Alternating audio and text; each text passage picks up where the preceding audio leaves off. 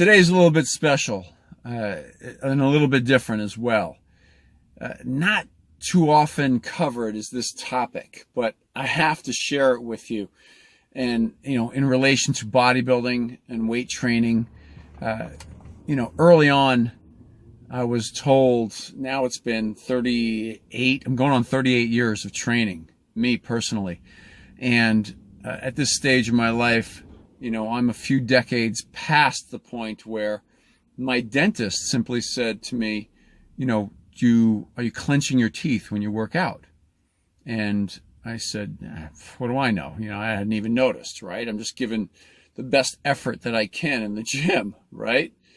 And back then, and in particular, the dentist that I was seeing probably didn't really, have much to add to it other than asking me if I was clenching.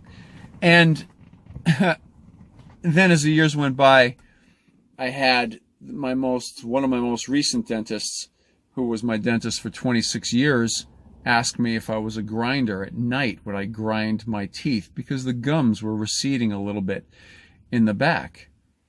And he fitted me, for a night guard. And I'll show it to you here in a second here.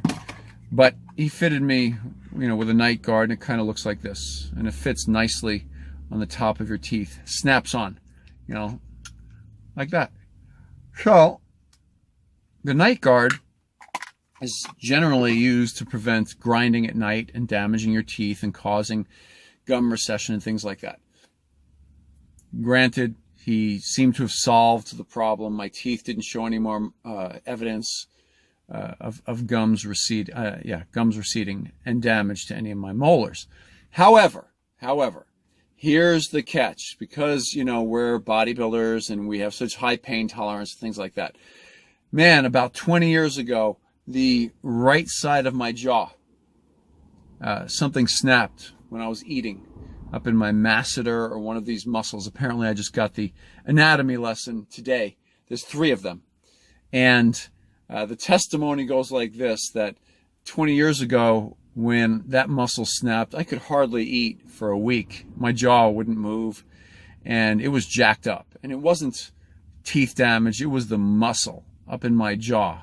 And one of those muscles, the masseter, or whichever one it is. I don't know the exact anatomy. I just got the anatomy lesson again from my current dentist here in downtown LA, who I had to come and see because a few days back, all I was doing was eating and I chewed kind of weird, and this side of my jaw, wow, the muscle, just something went off, and man, I went here, I called the office with the dentist and I said, look, I don't know what this is, if it's an infection up in there behind the tooth or something.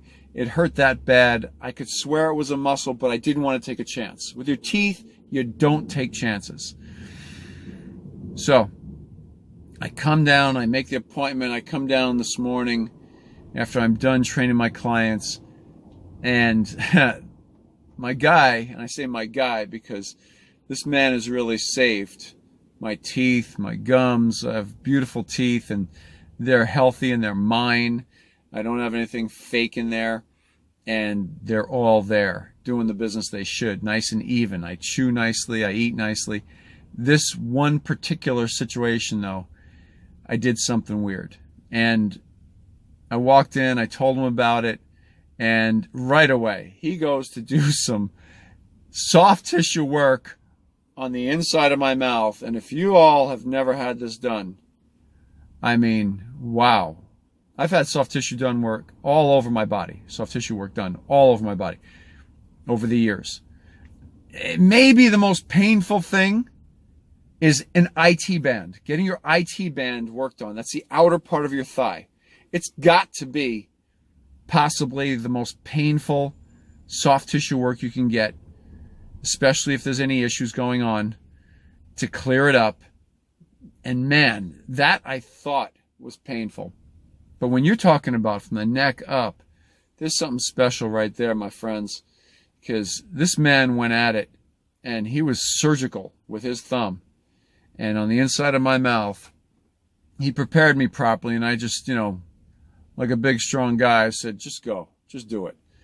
And, man, within a few minutes, it only took a few minutes, I was bawling. I mean, I had tears running down my face. I had saliva running down my mouth uncontrollably. I did what I was told the whole time while he did his business on this side of my jaw. And sure enough, those three muscles, when he got to the middle one, I could have told you exactly where it was. I did tell him exactly where it was. He put his finger on that thing, and I almost went through the roof. And boy, when he got done, talk about relief. Relief that he was done. Relief that, I had relief. Full range of motion in my jaw. Instantaneous. My teeth come together nice and evenly like they should again. And then he let me rest for a little bit, and he did it again, just to be sure that any knot was out up in my jaw. Oh, wow. Now, I'm bringing all of this up to share with you the hysterical, fun experience of this. This is kind of funny. I'm bawling at my dentist's office, and he didn't even pull out a drill. He put his thumb up in my mouth and did soft tissue work up in the corner of my mouth.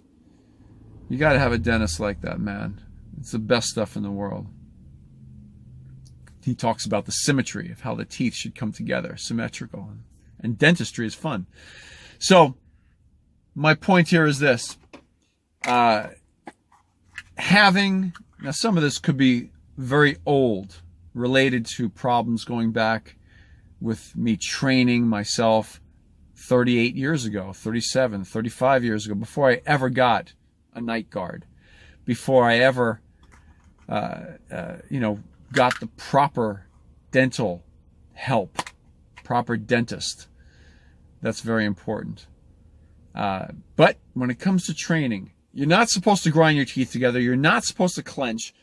If you are doing those things, cut it out. You're going to damage your teeth and damage your jaw, and damage, potentially, you'll get gum recession, which is very difficult to fix.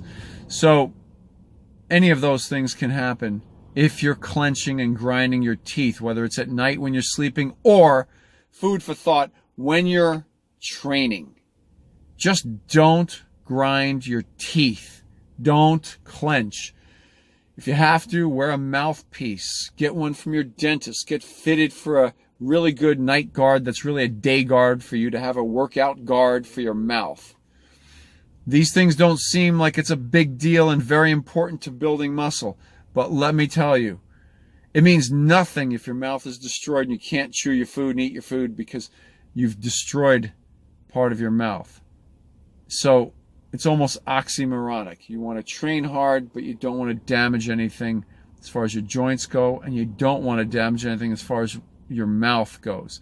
So a fun tale from today, and boy, just cannot tell you. On a 1 to 10, this was a 10 level of pain, with the IT band being a close 9.5 right behind it. If you ever have good soft tissue work done, you'll know exactly what I mean. And now add a little bit to it, and you'll see. And by the way, I've had a tattoo on my shoulder. Getting a tattoo is pretty painful.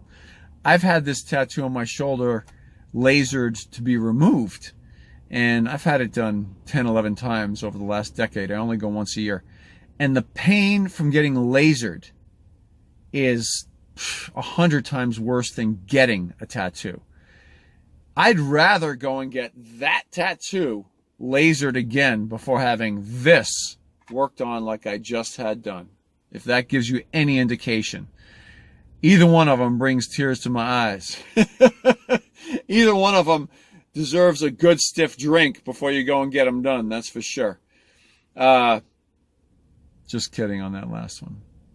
So that's it. From my heart to you, I hope this helps somebody out there right now. And really, my brothers, my sisters in iron, take care of your mouth. Don't let your weight training destroy your mouth. If you have any question about it, definitely, if your dentist thinks you're grinding at night, point out to your dentist that you've been clenching your teeth when you're training, and they may fit you for a mouth guard for when you work out. I have one of those as well. So that's it. Thanks for stopping by today. Hey, do you want John to be your personal trainer? Get your training and diet managed online by Mr. America himself. Go to MrAmericaHeart.com. It's in the link right here below in the video's description.